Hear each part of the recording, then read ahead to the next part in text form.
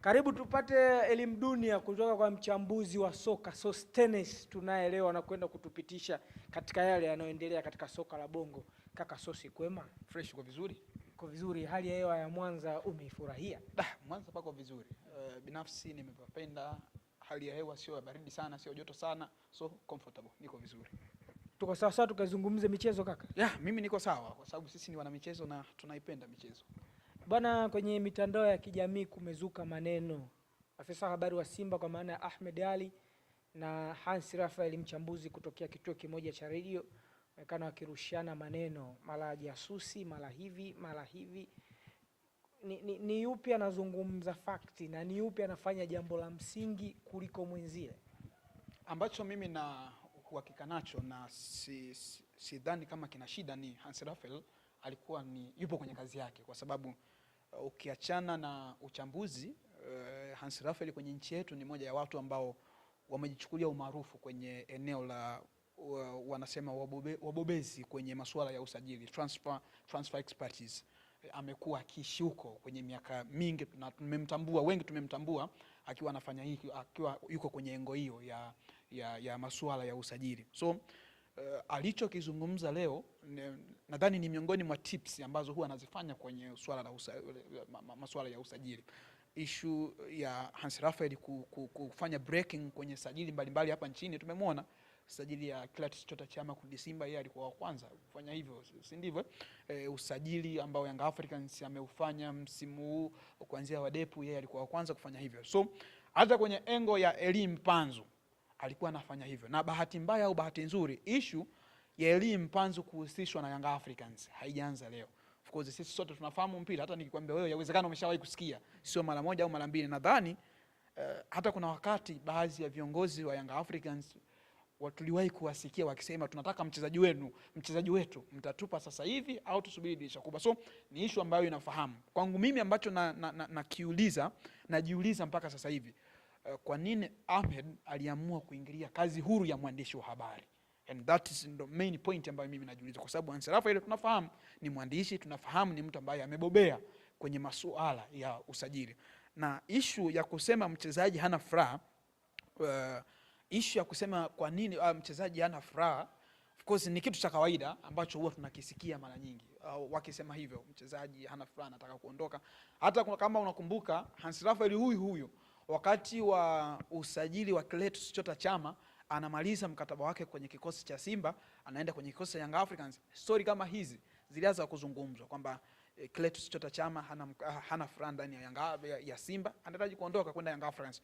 Later on wote tulikuja kuwa mashahidi, Clatous Chota Chama aliondoka akaenda kujiunga na kikosi cha Young Africans. So hata leo naamini moja ya vitu ambavyo Ahmed kwangu mimi nasema amekosea ni kumwingilia Ahmed, kumwingilia Hans Raphael kwenye kazi yake ambayo tunamfahamu. Wengi mara nyingi amekuwa akifanya hivyo, na sio kwa nia mbaya, kwa nia nzuri. Tunafahamu amekuwa akijihusisha kwenye masuala mbalimbali ya usajili, amekuwa akitoa tetesi mbalimbali za usajili. Hata hiki ambacho alikifanya leo ni kwenye ile kitu ambacho tumezoea akiwa akifanya kwa muda mrefu, masuala ya usajili. So kwangu mimi naamini Hans Raphael alikuwa haki kwenye kazi yake ambayo amekuwa akifanya muda mrefu na tumezoea amekuwa akifanya hivyo. Lakini Ahmed naamini whether ametumia watu wanasema mhemko kumwattack Hans Raphael, kwa sababu mara kadhaa tumekuwa tukisikia story za kusema Hans Raphael labda anatumika. So yeye ameamua kuja na njia hiyo akiamini anamlinda mchezaji wake Elie Mpanzu Kibasawala. Lakini swali la pili ambalo najiuliza, kama Ahmed ana uhakika 100% Elie Mpanzu Kibasawala ni mchezaji wa Simba Sport Club, ana mkataba wa muda mrefu, hana shida, kuna haja gani ya kutumia nguvu mpaka ya kujibizana na Hans Raphael? Mchezaji si wa kwako, mkataba si upo.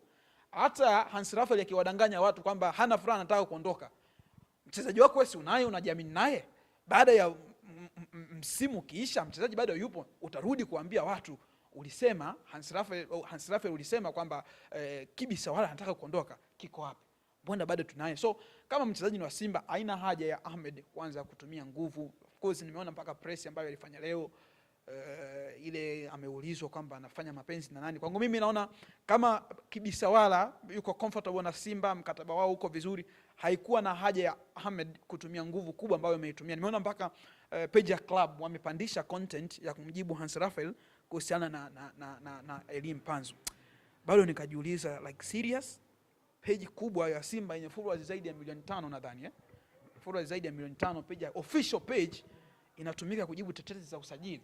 Hiyo nayo question mark ya pili. Yaani kuna nini mpaka inatumika nguvu kubwa kiasi hicho? So mimi binafsi nitabaki kusema hapo, Hans Raphael alikuwa kwenye sehemu ya kufanya kazi yake ya kila siku ambayo tumezoea akiwa anaifanya, ya tetesi za usajili.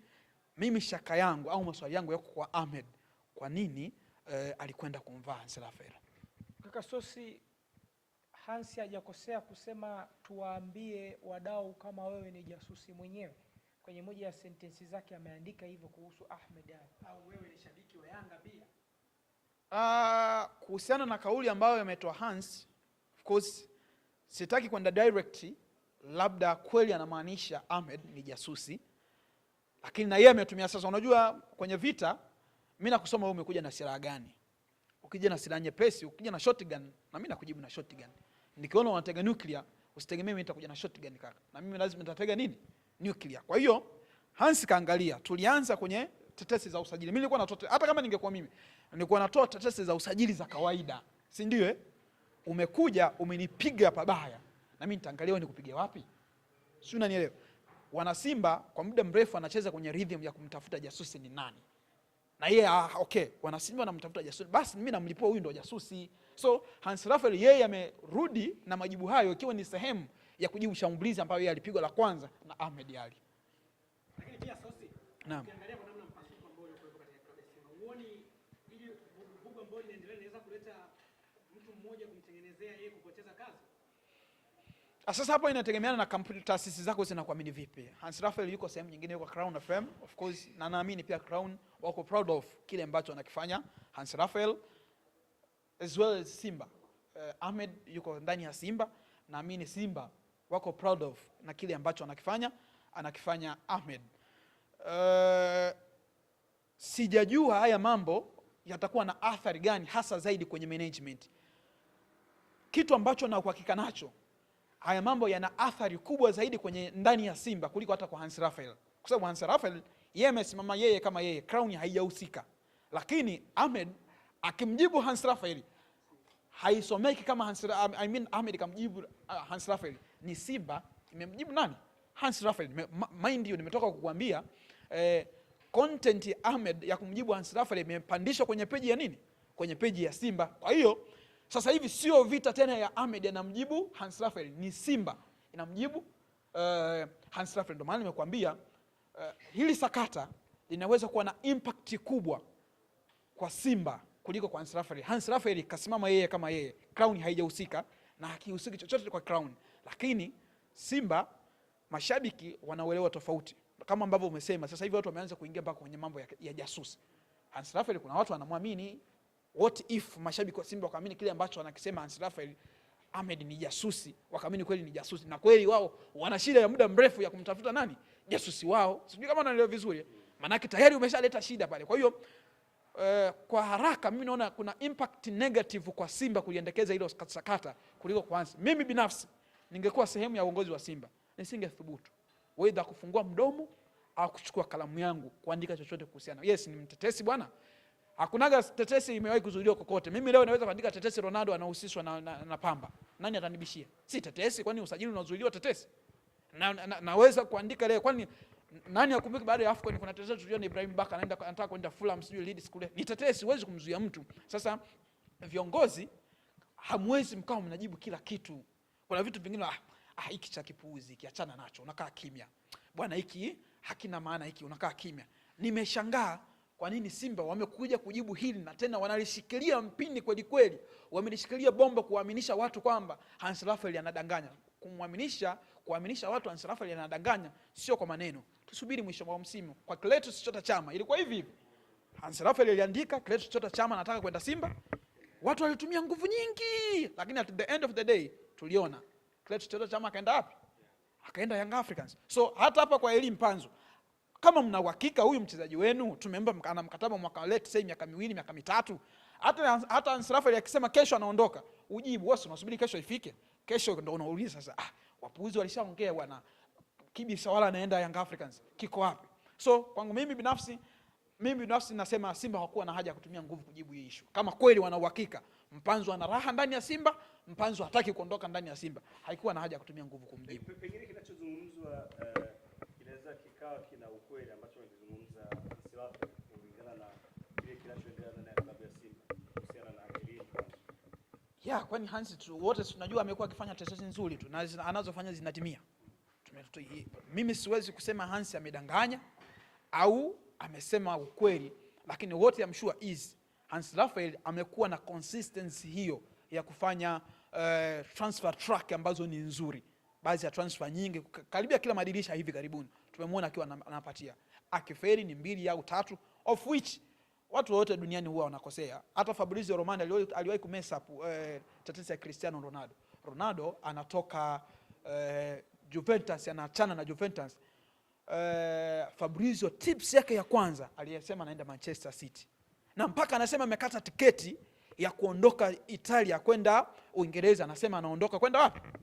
Anaenda City. Lakini baada ya masaa 8 akasema deal imekuwa blocked, haendi tena Man City, anaenda Manchester United. So issue ya usajili na kuja kuwa hijacked baadaye huwa zipo kwenye football, lakini tunaangalia consistency. Huyo mtu amekuwa na muendelezo wa kufanya kazi, sajili zake zinatiki au sajili zake zinafanyaje? Zinakosea. Of which kwa Hans Raphael tuwe tu wazi, mara nyingi tetesi zake zimekuwa zikifanya vizuri. So yawezekana, na hata nimekuambia mwanzo tumekuwa tukisikia hii sio mara ya kwanza issue ya Kibi Sawala kwenda Young Africans, leo sio mara ya kwanza.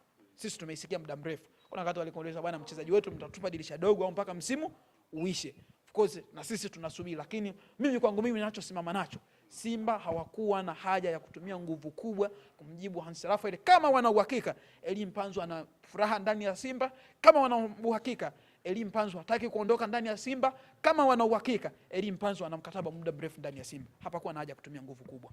Tukiachilia hilo, Sostenes weekend hii zinakwenda kupigwa mechi za hatima kwenye club bingwa. Young Africans anakwenda kucheza na JS Kabylie. Tuimulike hiyo yenye mvuto zaidi, kwa sababu huenda atakayeshinda kama ni Young Africans anaweza kwenda. Unaziona pointi 3 na magoli zaidi ya 2 kwa Young Africans, ambaye ndani ya msimu huu kwenye uwanja wake wa nyumbani amepata goli 2 tu, kwa maana ya Guantanamo Bay kama wanavyowaita wenyewe. Sio rahisi kama hivi ambavyo tunazungumza. Yaani mimi nikisimama kuzungumza unaweza kuzungumza kirahisi sana. Tutaenda Guantanamo, tunampiga JS Kabylie goli 3, Farabat anafungwa, tunaenda robo finali. Sio rahisi kama hivi ambavyo kuzungumza. Na bahati mbaya sana Young Africans amekuwa na consistency ya kukosa matokeo kwenye mechi ambazo zina pressure. Msimu uliopita Young Africans alihitaji goli hili bila kujalisha nani atapata nini, nani atapata nini. Benjamin Mkapa dakika 90, 0-0.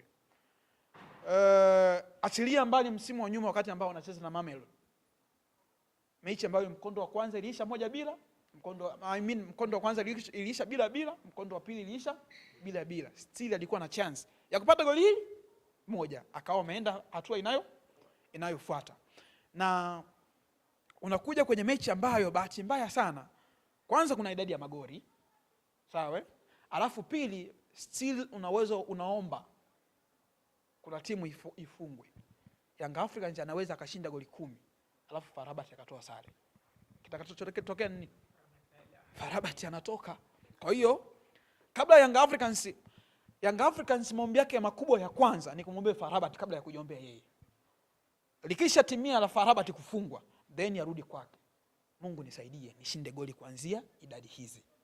Yaani Farabat asije akambulia tasale kule kwake. Kwa hiyo kibarua kigumu Young Africans kilichopo ni kwa Farabat kuliko hata kwenye mechi yake. Then ukirudi sasa kwenye mechi yake, yaani ana mitihani miwili hapa. Mtihani wa kwanza wa Farabat, mtihani wa pili wa kwake. Na mbaya zaidi kwake ana idadi ya magoli, inabidi ashinde magoli, hasari haimsaidii, na Young Africans amekuwa na tendency hiyo ya kukosa. Though si maanisha haiwezi ikatokea. This is football na Young Africans timu hiyo wanayo. Yaani timu ya kushinda wanayo. Lakini sasa tunaangalia probability ya upande wapi? Yaani timu ya kushinda peke yake haitoshi kwa Yanga. Mpaka sasa hivi alipofikia Yanga, yeye kushinda peke yake haitoshi. Dua zake ni kwa Amfunge FAR Rabat. Amfunge. Yaani ikitoka hata sare, Young Africans aende. Of which kwa Young Africans kupata matokeo mbele ya JS Kabylie, mimi sina shaka sana. Shaka ipo lakini sio sana. Kwa sababu nimemfuatilia JS Kabylie msimu anapocheza. Naye amekuwa na shida kwanza kwenye finishing. Kama ulitazama mechi ya mwisho anacheza na Ahly akiwa nyumbani, mechi ambayo ilisha bila, alicreate clear chance zaidi ya 3 za kumaliza ambazo alikuwa anaweza kufunga goli moja au magoli mawili, lakini alikuwa na safu butu ya ushambuliaji, alishindwa kupata magoli. Lakini cha pili, kuna namna anakosa anashindwa kuwa kwenye shape sahihi wakati ambao anashambuliwa. Akiwa hana mpira anashindwa kuwa kwenye shape sahihi. Mara nyingi amekuwa akifikiwa golini. Aina ya viungo wake wakati ambao yuko nao, Babakar Sal, of course alishawahi kufika hapa Tanzania akiwa na kikosi cha Simba. Moja ya vitu ambavyo alikuwa analalamikiwa ni uzito. Yawezekana kipindi kile alikuwa hajacheza muda mrefu kwa sababu alikuwa injury. Amerudi kwenye kikosi cha JS Kabylie, anaonesha ubora lakini still ana delay kufika kwenye matukio. Yeye ni miongoni mwa wachezaji ambao wanategemewa kwenye eneo la kiungo la JS Kabylie. Bado shida hiyo imekuwa ikiwasumbua JS Kabylie, wanafikiwa sana. Kwa hiyo shida ya kwanza kwenye kushambulia, kuscore wamekuwa na shida. Wamekuwa na shida hiyo pia eneo la kiungo wanapitika sana, lakini hawana uzuri huo sana kwenye kufanya build up. Yaani sio timu ambayo inakuaminisha inafanya build up kuanzia nyuma ikatengeneza chance ikawa ina flow hapo inakuja golini kwako mara kwa mara. Hawana ubora huo. Ukifananisha na Young Africans ambayo tumemwona msimu huu kwenye mechi zake zote ambazo amecheza amekuwa na ubora. Mechi ambayo Young Africans ku create chance ni mechi moja tu. Mechi ya juzi ya ugenini ambayo amecheza na FAR Rabat ambayo alipoteza kwa 1-0. Lakini still dakika za jioni baada ya kuingia Prince Dube kuna nafasi 2-3 ambazo zilipatikana, lakini kipindi cha kwanza waliamua kukaa nyuma. Of course naamini walikuwa wanalazimisha at least wapate sare, lakini baada ya kuona wameshafungwa na walijaribu kuja. Lakini kwenye mechi 4 zingine zote ambazo amecheza Young Africans imekuwa na uwezo huo wa kucreate nafasi 3, nafasi 4. So kwa kuhitimisha hii game ni game ambayo imekaa kimtego sana. Sio kwa Young Africans, hasa zaidi kwa Young Africans imekaa kimtego sana. Anahitaji apate matokeo, lakini pia anahitaji goli 2+. Kwangu mimi natoa 30 mpaka 40 kwa Young Africans kwenda robo finali. Natoa 60 mpaka 70 na Young Africans kubaki. That is nature kulingana na kundi ambalo lipo na uhalisia wa kundi lenyewe jinsi lilivyo. Kasosi, shukrani sana. Shukrani sana.